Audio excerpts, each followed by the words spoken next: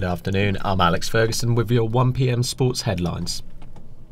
4 men will appear in court next month charged with verbally abusing England rugby head coach Eddie Jones. After England's 25-13 defeat to Scotland in February, Jones was at Manchester Oxford Road train station when the abuse happened, after he initially stopped for photos.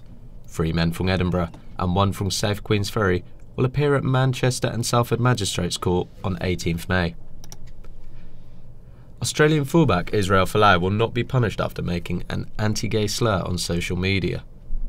Rugby Australia have said they understand the 29-year-old did not mean to upset people. Folau said on Instagram that he believed gay people would end up in hell. Rangers striker Kenny Miller refused to answer reporters today after being suspended by the club pending an investigation.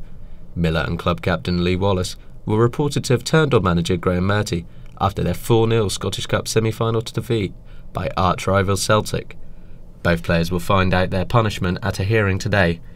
Miller ignored questions about his future at the club. Morning, how are you? Can you comment on what happened on Sunday? Cannot. Do you envisage that you'll still be a Rangers player come the end of the day?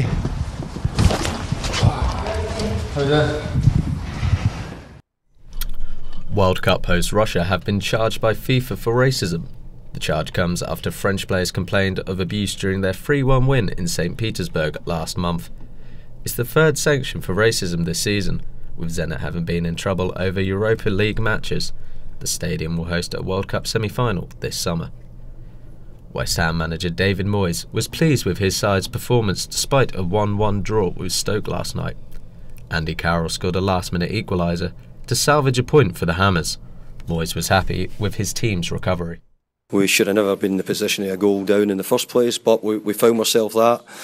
You know, it was tough. We're trying to win it, played well for good periods of the game, but we just lacked that final bit. Tottenham's Dele Alli has backed teammate Harry Kane to win PFA Player of the Year award.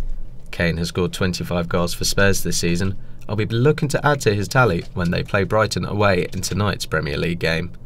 Ali has won Young Player of the Award a year 2 years running.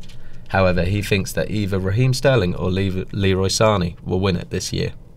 Obviously Harry, he's been unbelievable this season. You have to be in for the senior one, I think. The young player, I'd probably give it to Raheem Sterling or Leroy Sane. They've been such a big part of Man City winning the league. They're a joy to watch.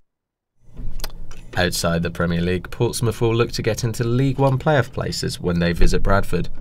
A win at Valley Parade will see Pompey move to 5th in the table with just 3 games left in this season. Elsewhere, Eastleigh will hope to end a 3-game winless streak when they play Ebbsfleet at home in the National League. One of Britain's most popular racehorses has been retired. Q Card, who won at Cheltenham Festival during his career, will not race again following trainer Colin Tizard's decision. Assistant trainer Joe Tizard says he will be given a farewell parade at Sandown later this month.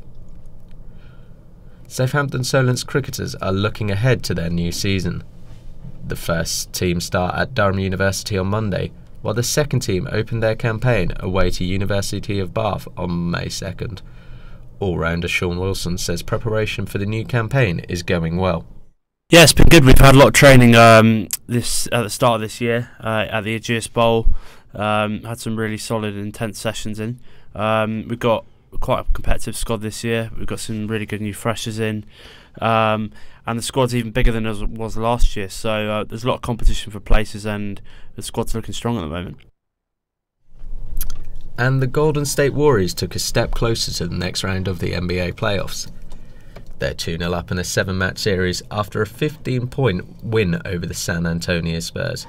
Kevin Durant scored 32 points in his side's 116-101 victory.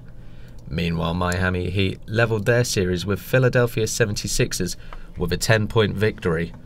More playoff matches get underway tonight.